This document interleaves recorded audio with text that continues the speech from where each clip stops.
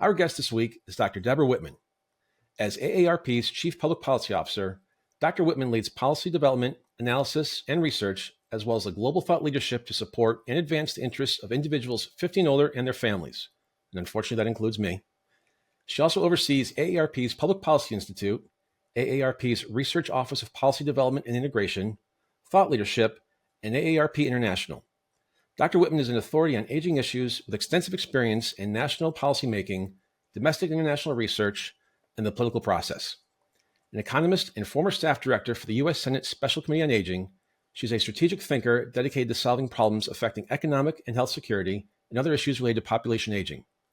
Dr. Whitman holds master's and doctorate degrees in economics from my beloved alma mater, Syracuse University, and a bachelor's degree in economics, math, and yes, Italian from Gonzaga University. Dr. Debra Whitman, welcome to Next Steps Forward. Ciao, Chris.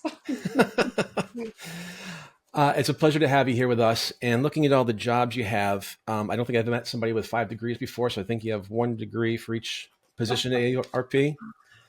No, I know how busy your schedule is. It's great to have you here. Great to see you. There's probably not a person in America who hasn't heard of AARP or seen one of its commercials on TV. But for people in our audience who are in other countries or are not familiar with AARP, would you describe what the organization is and what it does? First of all, Chris, thanks for having me. And I'm really proud of the work that AARP does. So we are a membership organization that is nonpartisan, and it's one of the largest organizations in America. We represent people age 50 and over, but you can be any age if you want to join us. And we work on things like Medicare and Medicaid and Social Security. And we work to protect members from fraud and financial exploitation. We provide information and tools and resources. And we actually have a lot of veterans who are members of AARP. So we have a huge list of resources specifically tailored for veterans. I was very impressed and also a little, I'll say, disappointed. You guys are very good at your marketing. You knew 6 months of the day when I was turning 50. And I got that first letter in the mail to get my $50 a month. So your team is very good at that. Veterans also get discounts. Military members do. Good sales plug. I appreciate that. AARP was originally named the American Association of Retired People and founded at a time when that generation of retired people had fewer resources. In many ways, today's Americans 50 and older are considered among the most financially secure and well-off people in the country. First, is that perception correct? And second, do they need an organization like AARP looking out for them, or has your organization's focus changed over time to reflect new financial realities? So we dropped the American Association for Retired Persons about 20 years ago because not all people age 50 are retired yet. And so we just kept the AARP. It doesn't stand for anything anymore except we fight for you. I think, yes, a lot of older people have resources, but because we have increasing life expectancy, we need more to live longer. And some people, in fact, about half of us when we retire have almost nothing saved for retirement. And so the programs that I was talking about that we fight for, like Social Security and Medicare, are extremely important as we age. And not everybody's rich when they retire. Many people have to work long into their retirement. And so we also provide tools and resources for older adults and also try to fight against age discrimination so that people have jobs as they age. You mentioned how people are living longer. We know that the COVID pandemic, we're assuming the COVID pandemic took a few years off of people's lives. That's what some of the research I saw was.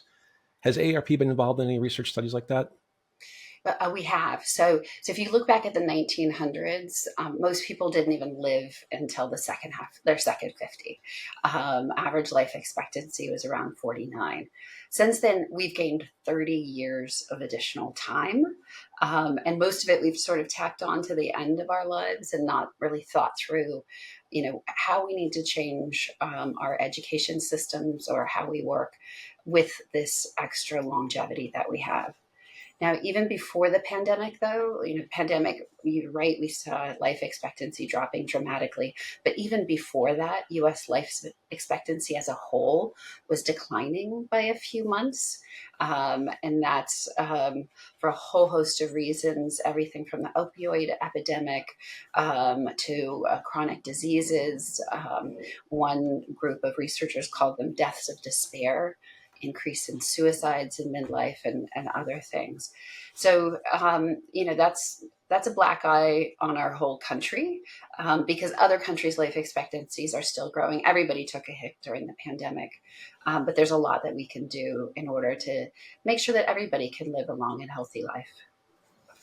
Now, one thing we don't talk about on the show is politics, and we're not going to get into that.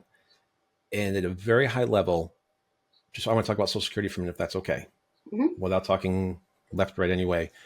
We hear so many different things about Social Security. It's going broke in 8 years, 10 years. It's already broke. There's nothing to worry about because Congress will always fund it. What's the truth about Social Security's long-term sustainability, and what reforms does AARP support to ensure its solvency, not just for people about to retire, but also for future generations?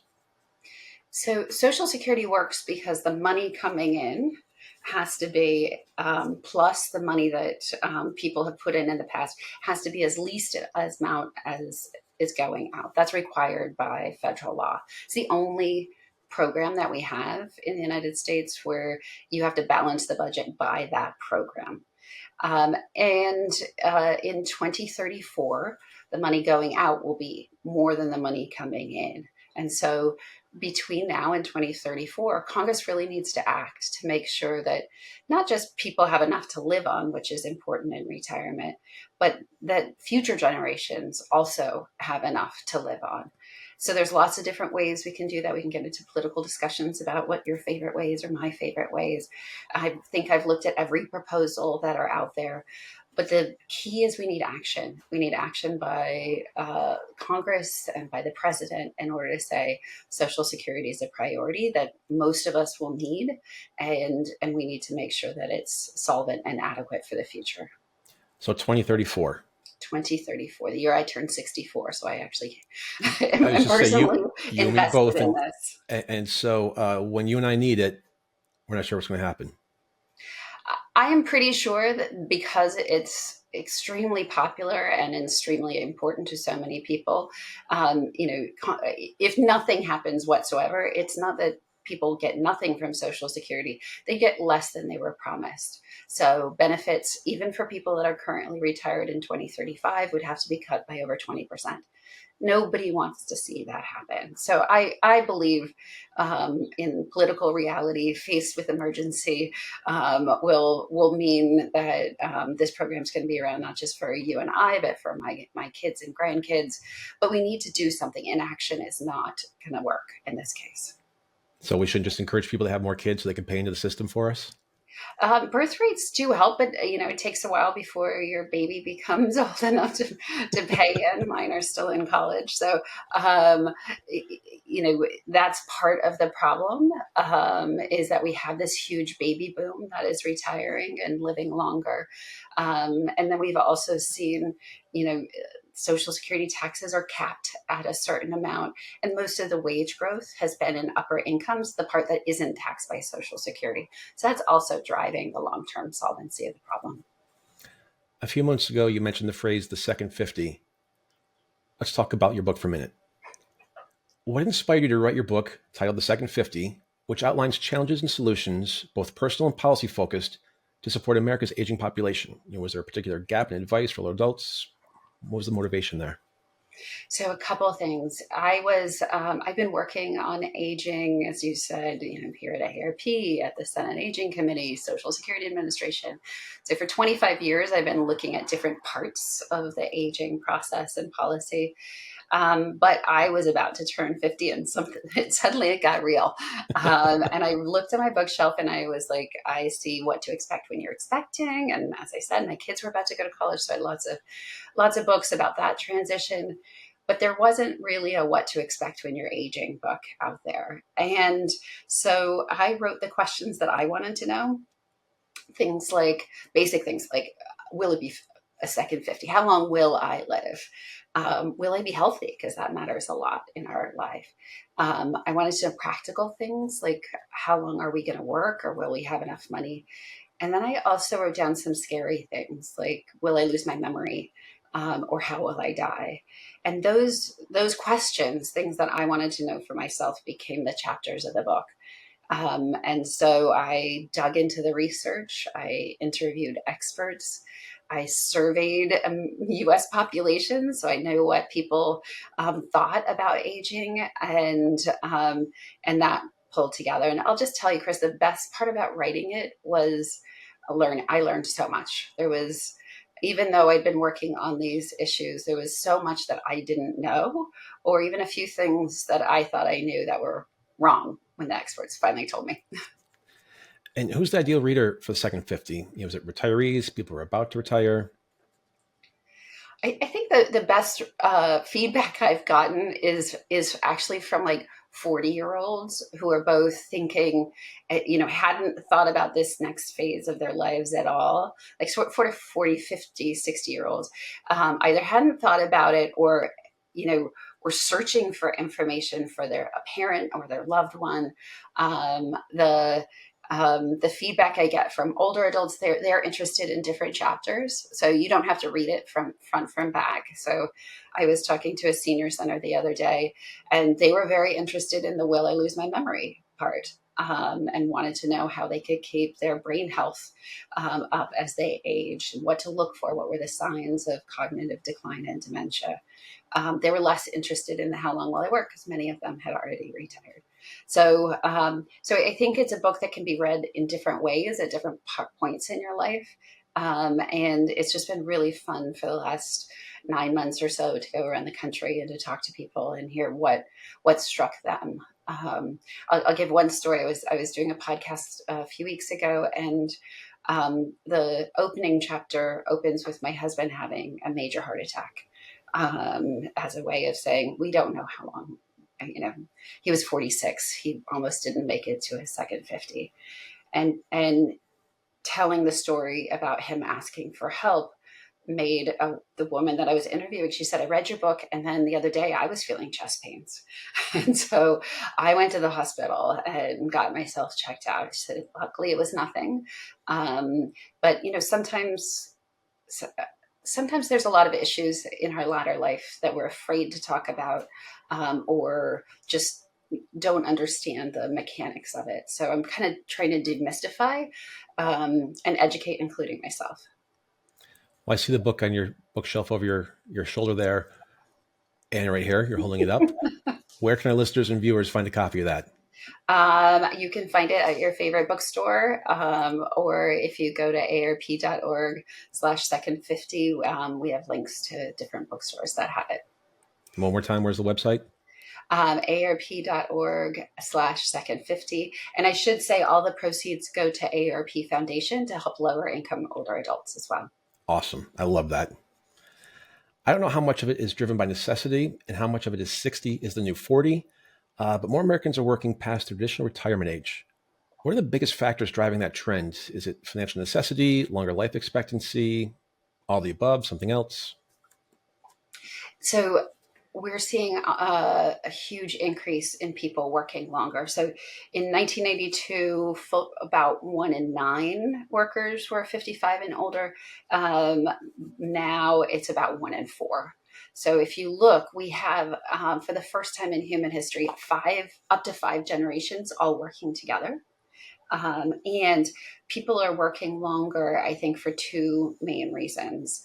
The first is they love their jobs. I talk to a lot of people, I'm sure you're like this and I am, who love what they're doing, that find purpose and meaning and passion from their work, and they're healthy enough, and so they work longer.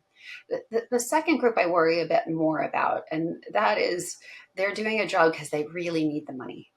And that's also, I think, a big push in the increase in the number of people who are working longer.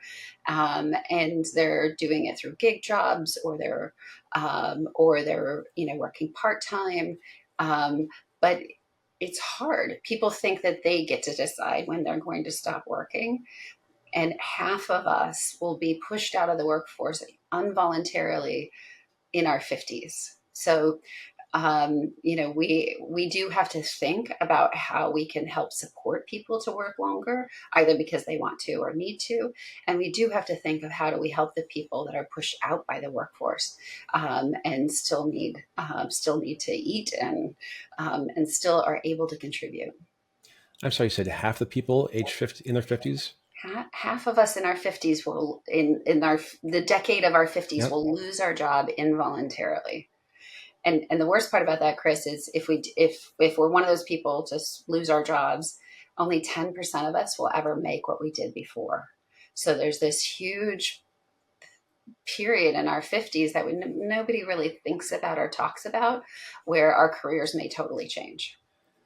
Let's stick with that there for a minute, because I think there's a theme here. Let's discuss the issue of ageism. Yeah.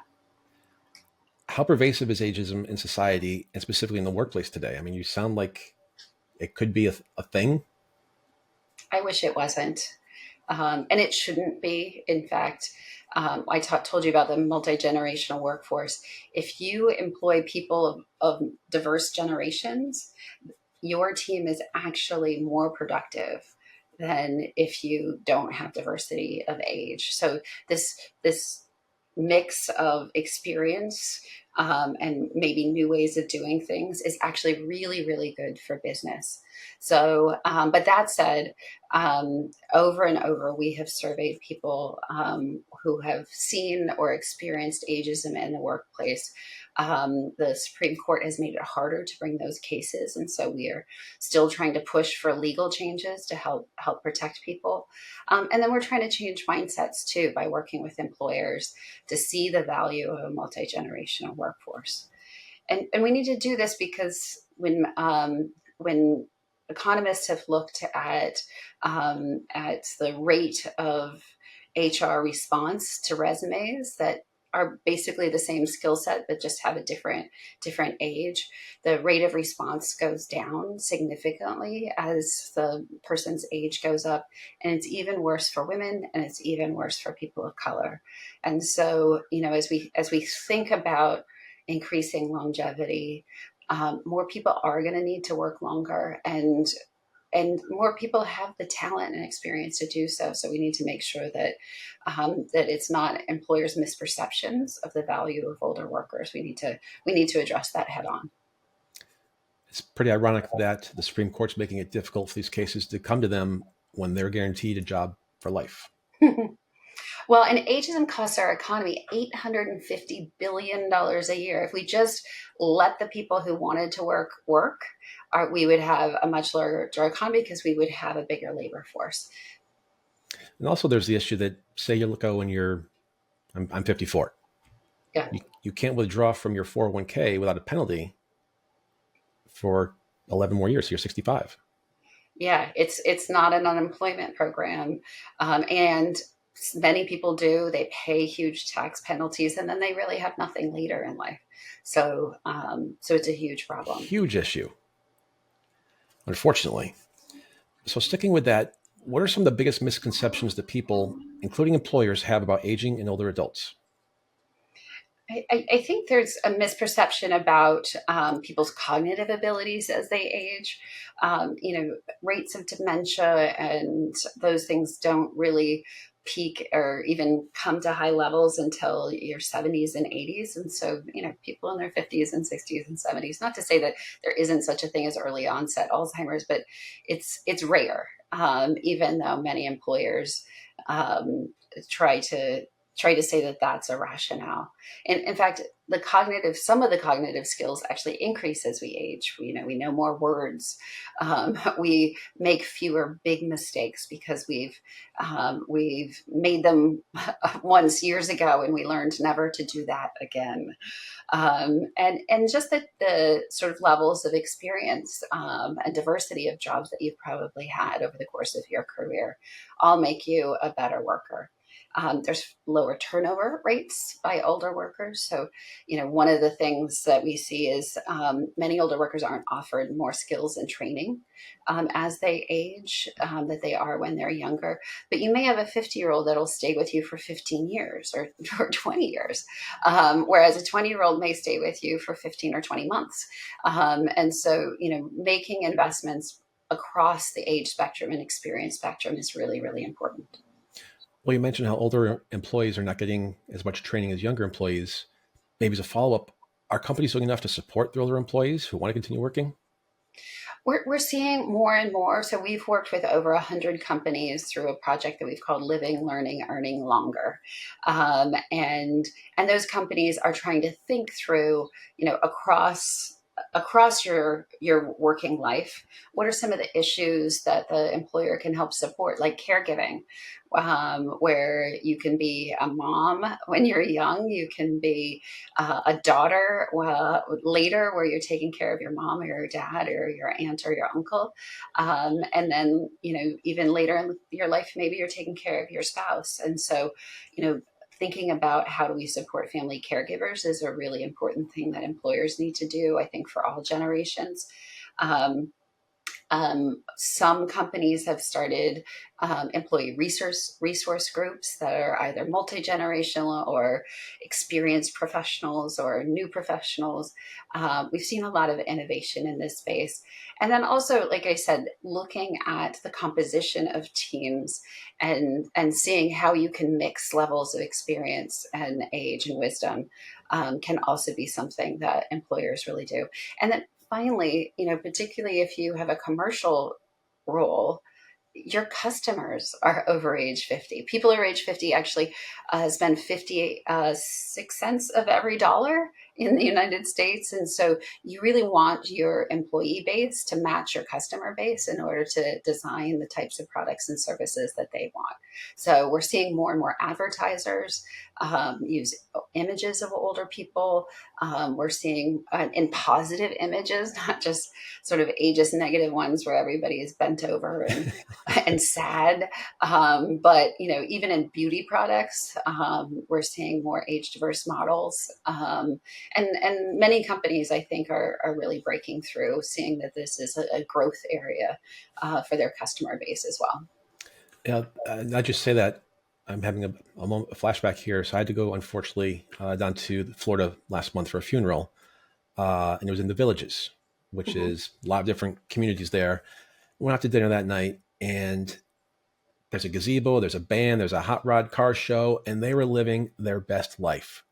And it was probably ages 55 and up, but it was great to see. To your point, they're not hunched over, they're not in canes, they're not saying "woe is me." They're out there doing what they're supposed to do and spending that 56 cents of every dollar. So that they don't just put us away when we're over 50. So I just wanted to share that with everybody, that there's life in that second half. There's life in the second half. And some of the surveys that I did, Chris, for the book showed that we're actually happier as we age. We're least happy in the middle of our lives in our 40s, and we're twice as happy in our 70s and 80s than we are in our 40s. So many people think aging is all bad, but yeah, yes, there are some aches and pains and some other things to expect. But you're not pulled in multiple directions, and maybe you're living the life that you want to live and get to choose the things that you do. So I just wanted to point out that there's things to look forward to as we age. Well, it's funny to say that. So our oldest daughter, she graduates from college next month. And so I wrote that last tuition check back in January. So that's one positive thing that I look forward to there. Thank you. I'd like to go back to a few more financial questions. How much does delaying retirement improve financial security for older adults, or does it really make that much of a difference? Yeah, working longer can be a really important strategy for your finances. If you delay retirement until age 70, delay retirement meaning taking your Social Security specifically. If you wait till 70, your benefits are 77% higher than if you were at 62. So each year, in fact, you wait to take your Social Security check, it goes up about 8%. That's a pretty good market return, specifically right now. And you're not, if you're working longer, you're probably not drawing as much out of your 401k and other savings. And maybe you're even putting more in. So whether it's full-time or part-time, and the other thing people don't think about, yes, it's good for your bank account, but keeping cognitively engaged, and again, it depends on the type of job that you have, being active in your job or being active in retirement, and that can be volunteering or working, also is really good for our brain health. If you're retired and you're sitting in front of the TV all day, that sedentary 6 years actually causes a lot of cognitive decline compared to working longer or volunteering or doing other things that keep your mind active. Now, my disclaimer here is that we do not give tax advice on the show, but you just mentioned somebody working to age 70. I believe the IRS law is age 70 and a half. You have to start withdrawing Social Security. So you don't have to start withdrawing Social Security, but you have to take required minimum distributions from your retirement funds, and I think it was increased to 73. Yes, it was. Okay. We were just talking about it this morning. Congress increased it to 73, but that's just so that people don't use these retirement funds as legacy funds. They're actually for their retirement. And again, not tax advice, just IRS codes, age 73. I'm just telling you the rules, Chris. We will follow the rules here. And if someone does want to work longer, as you mentioned before, how can the gig economy or remote work benefit older workers? And do you have any advice about what kind of work? Yeah, so about 20% of gig workers are over age 50. And in fact, one survey we did, half of all the Uber and Lyft drivers were over age 50. And I will say those platforms love older drivers because they get high ratings, they're consistent, they've got lots of experience on the road. So looking for ways to use, whether it's these kind of gigs of driving, or there's ones where you can, if you're handy around the house, you can sign up to, help others who are less handy like me. There's all kinds of different ways to work for short periods of time around your own schedule. And then we're seeing more and more freelance workers and others. And I think, that's a way to extend our working life. It's also a way, if you have your own health issues or you're trying to take care of somebody else, to be able to manage work with the rest of your life. Beyond the financial factors, and you mentioned a moment ago the cognitive benefits, are there social or health benefits to working past that traditional retirement age? It depends on your job, I'm going to say. And really, what we have the most evidence for is the cognitive health and longevity events of things like purpose and meaning. So maybe you find that from your work.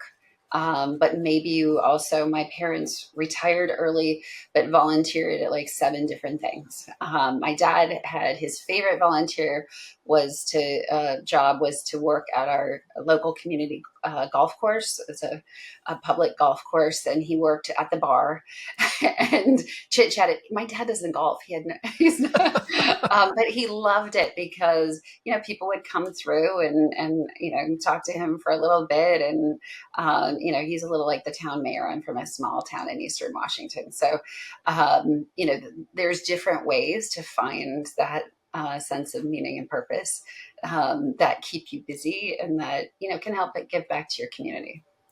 It's funny you mentioned about the golf course. I didn't even think about it. My dad retired a few years ago, and he works part-time at the local golf galaxy, just regripping clubs, and he gets a discount so we can go out golfing more. Yeah, that's Same great. thing. I love it.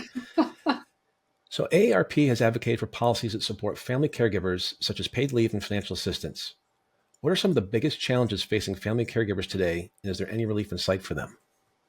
Yeah, I'd say there's a few challenges. One, we do not have a very strong long-term care program within the United States. So what I mean by that is if you break your arm, right, the Medicare will pay to send you to the hospital and to repair your arm. But if you can't cook or eat, or do other things, that's not covered. And so oftentimes families or friends have to step in to help somebody, and that can happen in an instant. One of my friends' mom fell and broke her hip, and she had to spend a couple months helping her mother out. So there's the issue is we sort of expect families to take care of people at a moment's notice, and we don't really have good systems.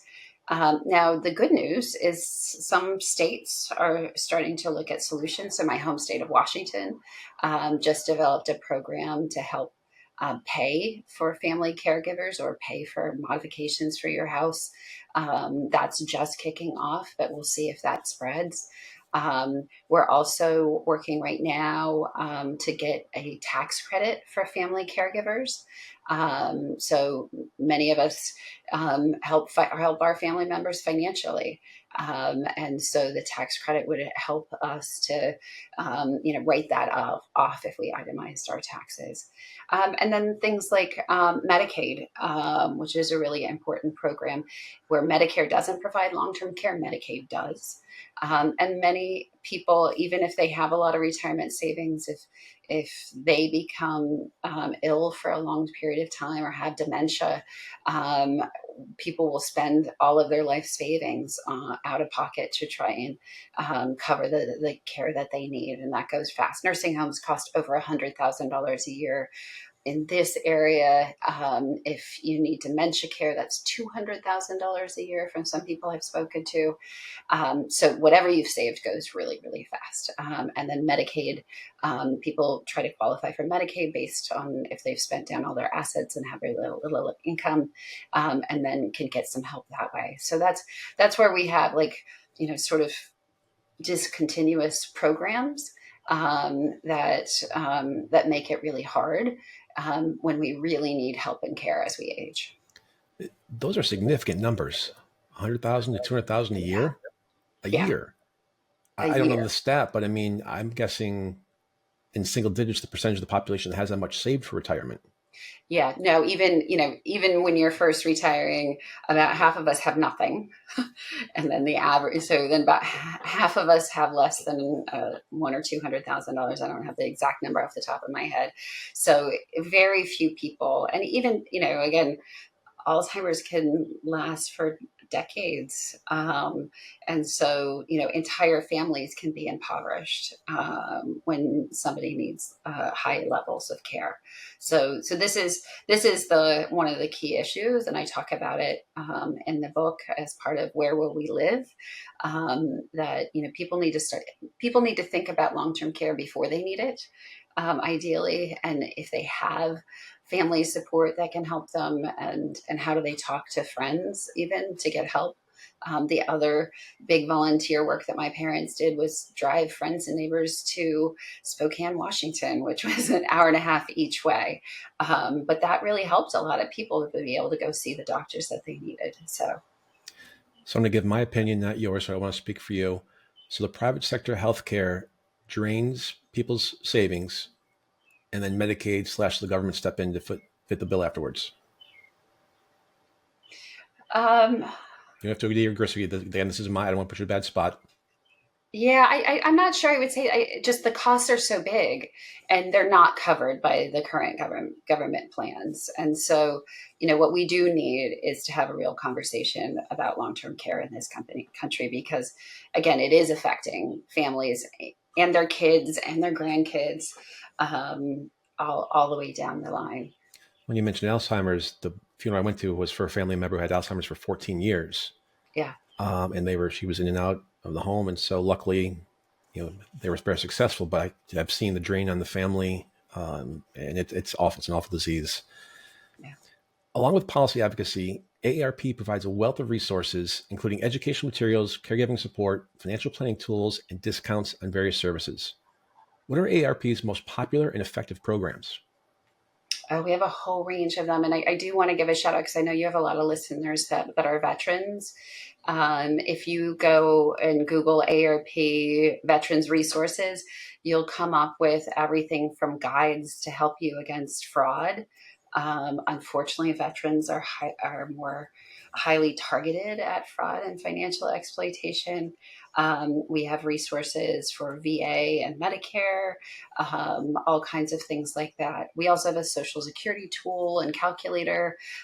We have great guides for enrolling in Medicare. And then our magazine is one of the most widely read one in the country. And we have a bulletin and thousands of different articles on our website. So, people don't think of us, or people often think of us as only an advocacy organization, but we're a communications organization as well, really targeted to older adults and the questions that they have. And so we have tons of different programs. We also have a giant volunteer network that if anybody wants to join us, and great programs in communities all over the country. My mom was a volunteer with our foundation on tax aid. So she did taxes for people in her community for many, many years. And I think we do several million tax returns every year for free. And so, we've got lots of great ways that you can either get help or help others. I love you mentioned the magazine because I was going to give that a shout out if you didn't talk about that. So I'm glad you highlighted it. And one more time, where can people find your book? So it's called The Second 50, Answers to the 7 Big Questions of Midlife and Beyond. You can find it at your local bookstore or any of the online sellers. Debra, we have just a few minutes left. Would you take us to the end of our conversation with advice or a story that helps our audience feel more resilient, empowered, and able to succeed in the face of adversity? So I mentioned my husband's heart attack. So I'll go into a little bit, more about that and what it's led for us. So Glenn was a lifelong athlete, 4-sport athlete in high school and 3 in college, and super healthy. And we had been out in Colorado for a week and a half, and then he was staying a little bit longer to pick up my son, who was doing an outward bound. And he was hiking outside of Boulder, Colorado, and he felt chest pains.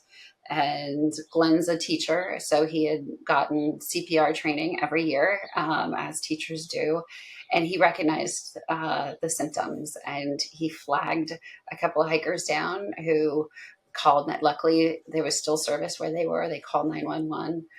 Boulder Mountain Rescue ran up the mountain, put him on a gurney, raced him down, got him to the emergency room, and his heart stopped in the emergency room. Had it stopped sooner, things would not have turned out as well as they did. But there's also a cardiologist right there who got a couple stents into his veins, and other than a couple cracked ribs from the chest compressions, he's fine, and doing great. And so I should have started with that because sometimes I tear up.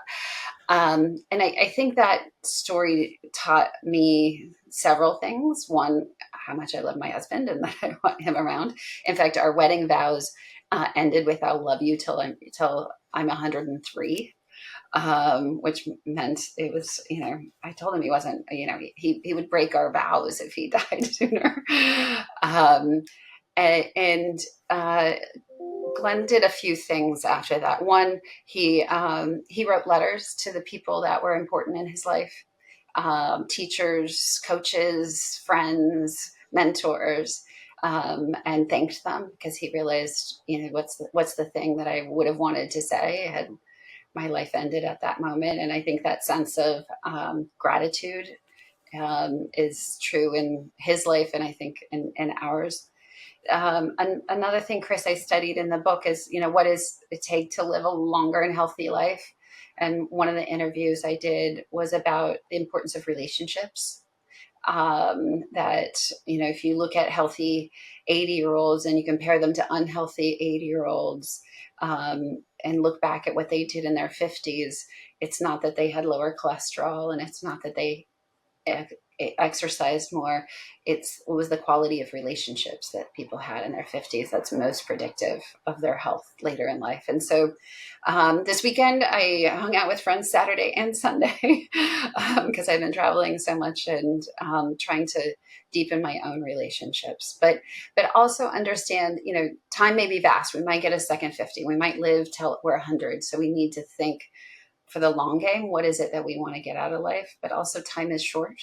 and it may be shorter than we can imagine. And how can we live every day in a way that makes us happy that day? So that's my challenge that I try to live with.